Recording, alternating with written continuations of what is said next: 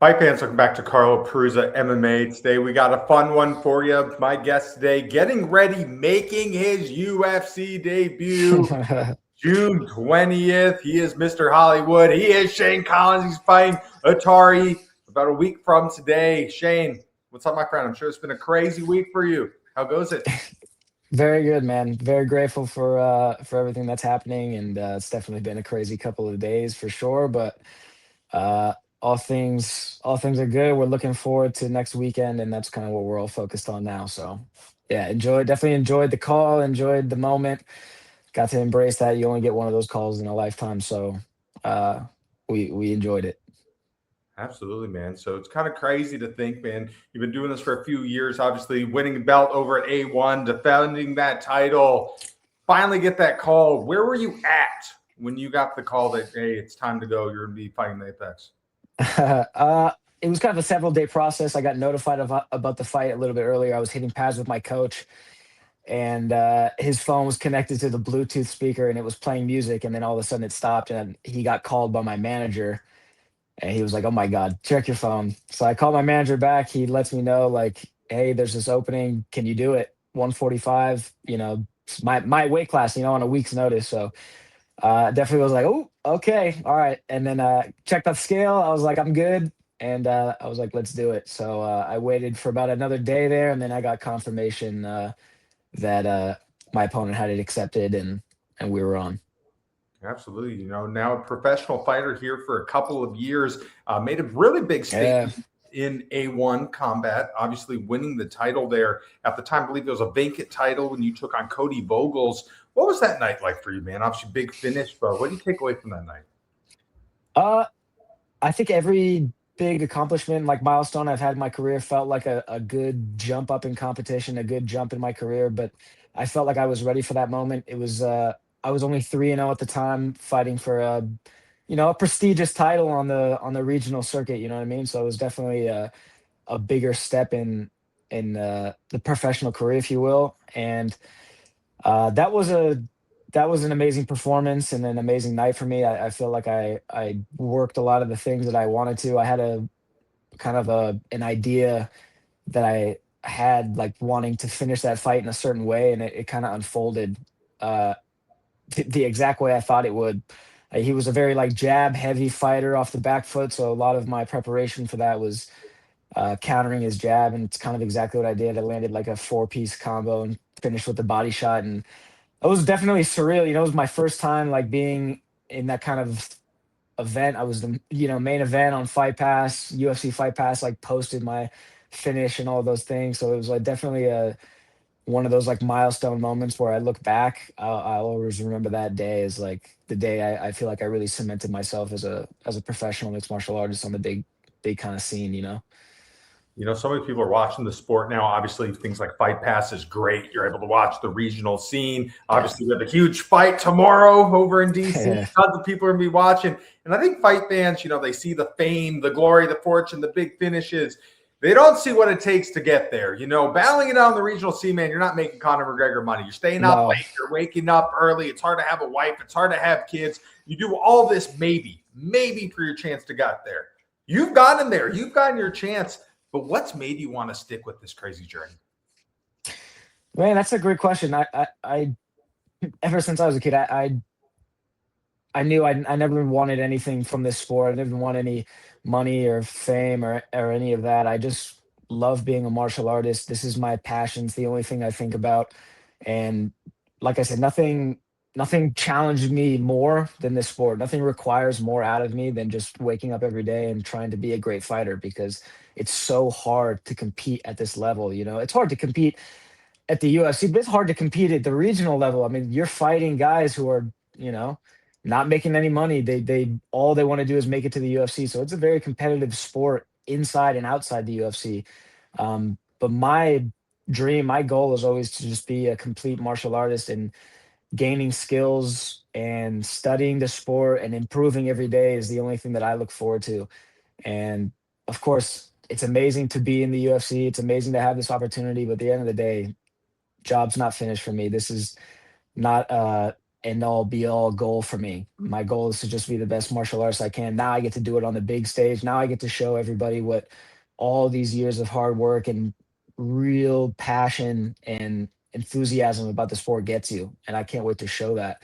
But this sport is uh is my life, man. And if I was happy 2 weeks ago when I was making no money doing the sport, you know what I mean? And so I'm happier now, but at the end of the day, the path is still the same for me.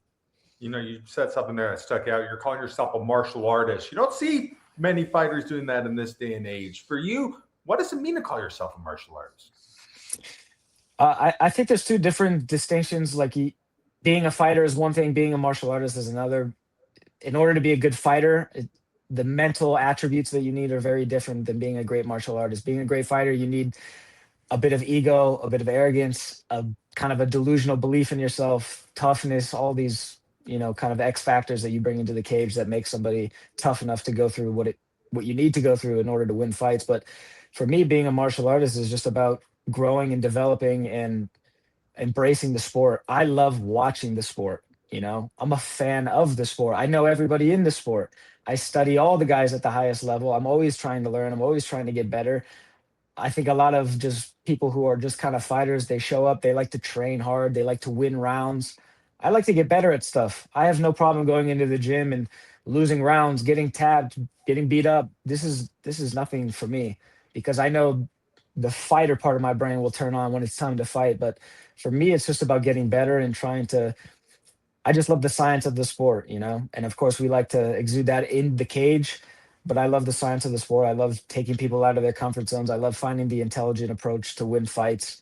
And those are skills that you have to develop in the gym. You're not going to develop those in the cage. So I think that has really helped me as a fighter, of course, but for me, I just love training. I love the science and I love getting better every day.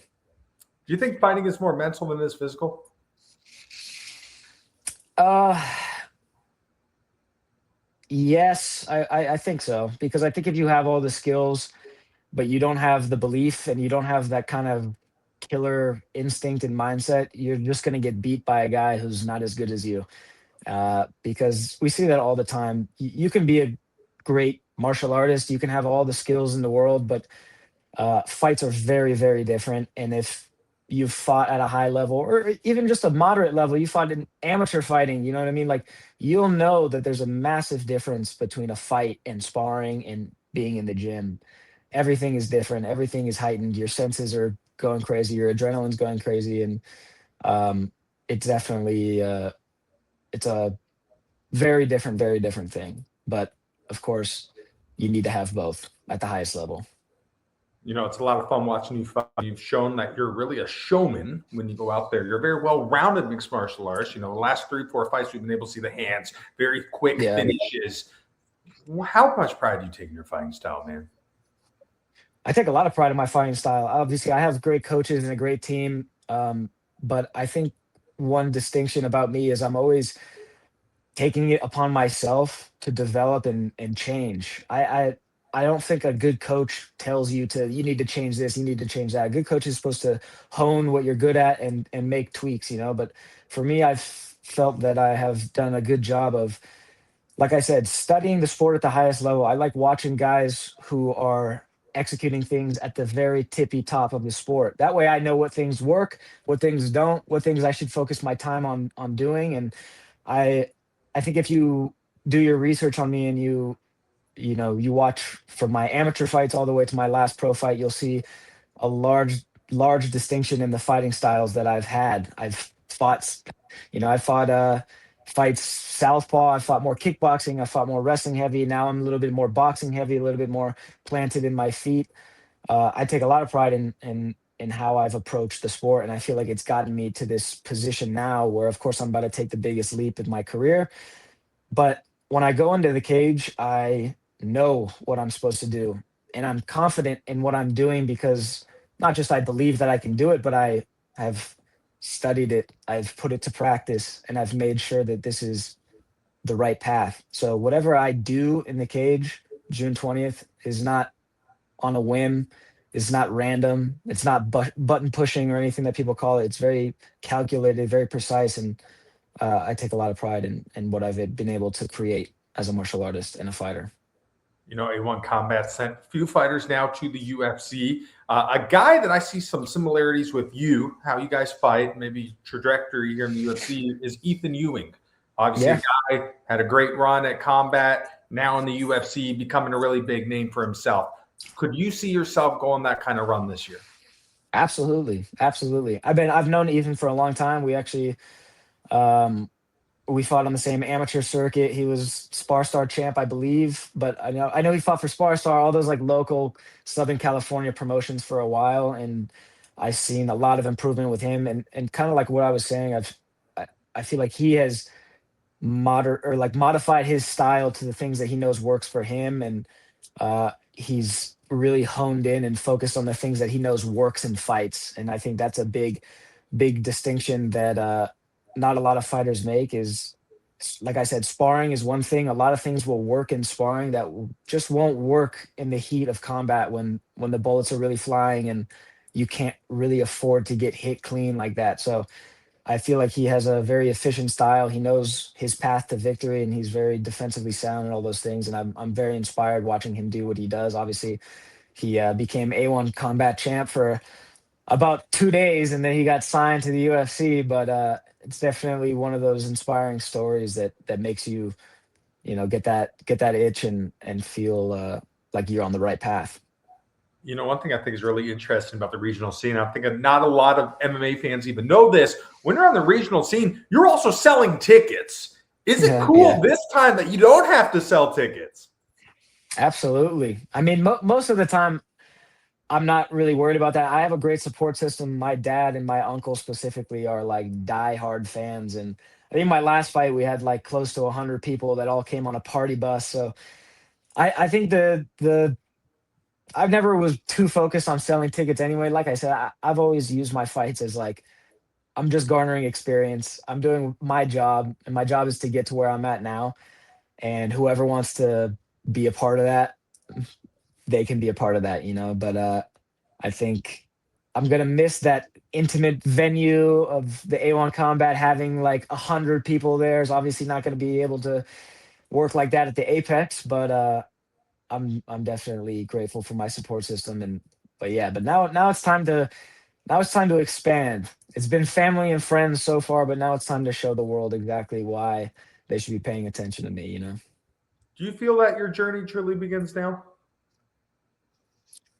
No, I mean this to me is like I said, it was never my goal to be a UFC fighter. It's my goal to be a great martial artist and a great fighter. And I've done that. And I continue to do that. Now I'm just on a bigger stage. Now I'm fighting guys who are UFC fighters and all of this. But at the end of the day, like I know me, and I know that I'm just going to continue doing what I'm doing. And people are going to see just how good I am.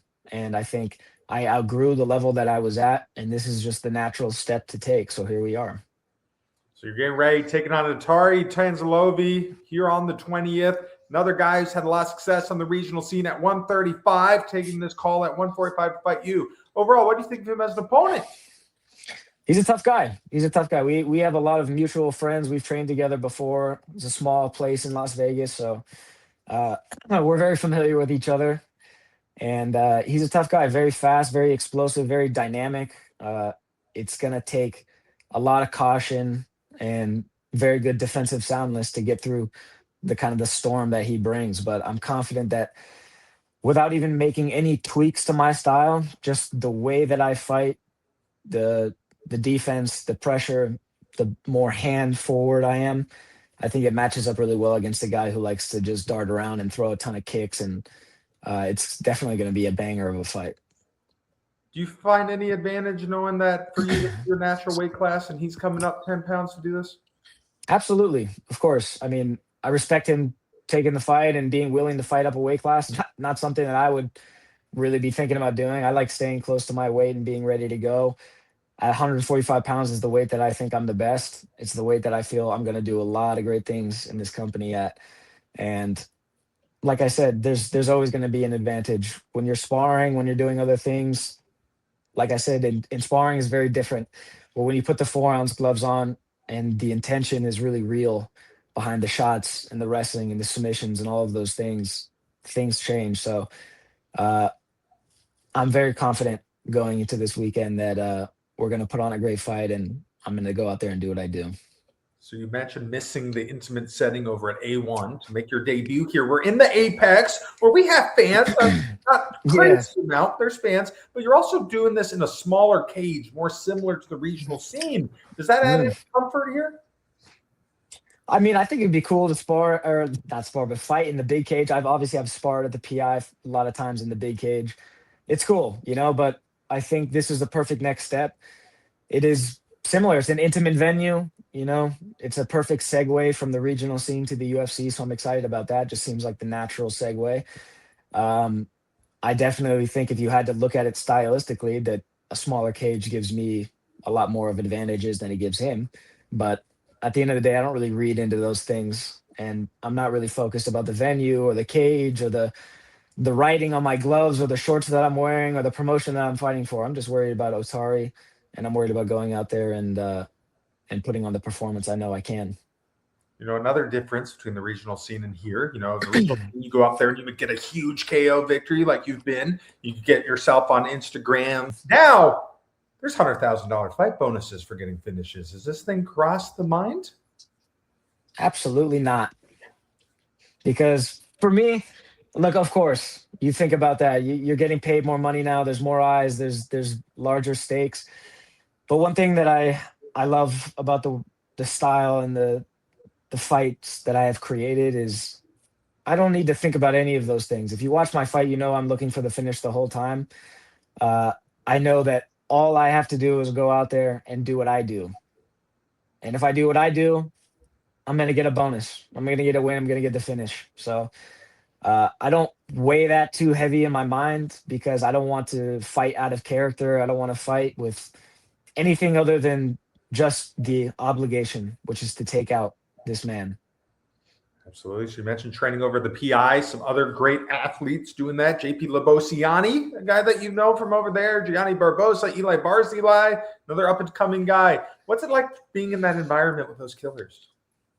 It's been amazing, man. We had our team out in California. It was just the five of us training, and then when my teammate Ozzy got signed, we moved out to Vegas, met Mateus, and he had a really small group of guys that he honed in on, and we have a very tight knit team over there. There's not a lot of people, and that's the type of environment. Like I said, I like to grow as a martial artist, and I know a lot of the fighters like to be at the big gym where they can spar a different guy every day because there's just an infinite amount of them. But for me, it's just about getting better, and the way to get better is to train with people that know you, who can adjust to your style, who can figure out the holes that are there because they've trained with you so many times. And I think we have a really, really great system over there. And I'm excited about all the improvements that I've made. And I came to Mateus when I was 2-0, I believe.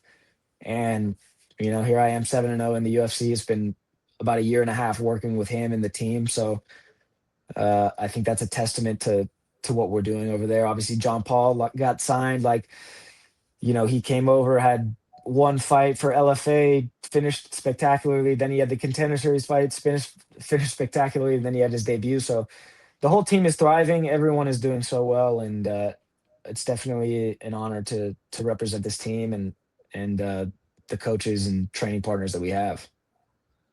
For the most part, the fans in this day and age, they understand what you guys are doing from one side of it. They know you're trying to get in the UFC to get bigger fights, win belts, get money, all that sort of things.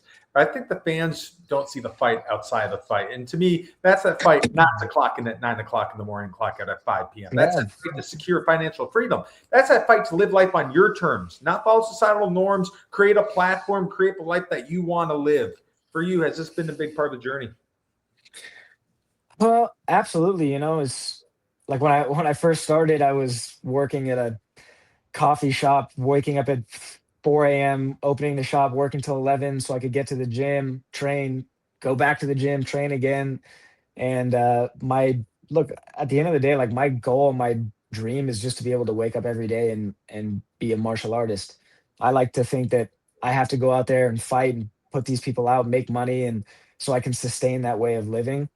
I'm definitely excited to take this next trip in my journey, which will allow me to make more money, will give me a lot more freedom to not just enjoy my life, but to invest in my training. I love working with high level coaches. I love traveling and studying martial arts and training. So let's say if I were to get $100,000 bonus, I can guarantee you I'm not going to go buy a watch and a car after that. I'm going to invest it into my training. I'm going to hire wrestling coaches, jujitsu, whatever I need to do. I'm going to invest, get better, and you know, continue what I'm doing. So that's really my end goal at the end of this.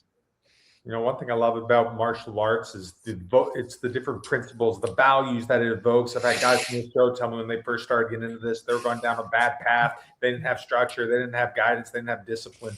For you, how have you grown and evolved from being in martial arts? Martial arts has completely changed my life. I was 15 years old when I started training. I was watching the UFC, and I was thinking to myself, like, I'm this shy, insecure kid, no accomplishments. I've done nothing. I have no identity really. And I remember watching fighting and thinking, in order to compete and be a champion at this level, you have to be such an extraordinary person. It's not just the skills, it's not just the fights that you put on, it's who you have to become to be at that level. And that's the journey I've been on. And martial arts has given me everything that I didn't have when I was a kid. It gave me identity, it gave me self-confidence, it gave me accomplishments, things that I can look back on in my life and be proud of. And I mean, this was the vessel for me to not just become a great fighter, but a great man. For you, what's the ultimate goal? What are you going to accomplish in all this?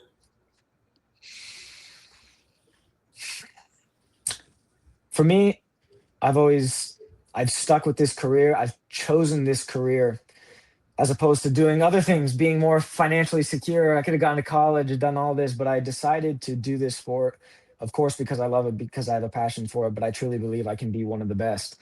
And I know that if I challenge myself every day and I grow and I learn, the best version of myself is not somebody that anyone can beat.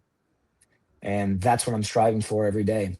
So if you were to ask me what's the end goal, my end goal is to be the best fighter that I can possibly be when it's all said and done. And I'm 31, 32, 33 years old. I'm in my physical prime. I think I'm going to be the best fighter in the world. Not because I want to be the best fighter in the world, but because I will be. Absolutely. All right, Shane, last question for you, my friend. In a perfect world, what is the outcome June 20th when you make your UFC debut against Otari Tanzilovi?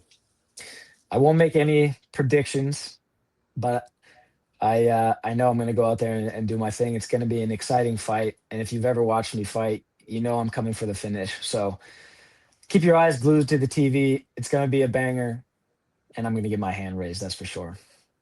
Absolutely, Shane, man. Thank you so much for taking the time out to talk. Can't wait to see you fight, man. You absolutely deserve this opportunity, man. Very happy for you. Thank you very much, sir. Appreciate it. Absolutely. That's it for us today. I'm Carl Peruzzi. He is Mr. Hollywood. He is Shane Collins. You're going to watch him June 20th, making his UFC debut. Otari Tanzilovi. Don't blink, fight fans. So I'm going to be fun. Take care.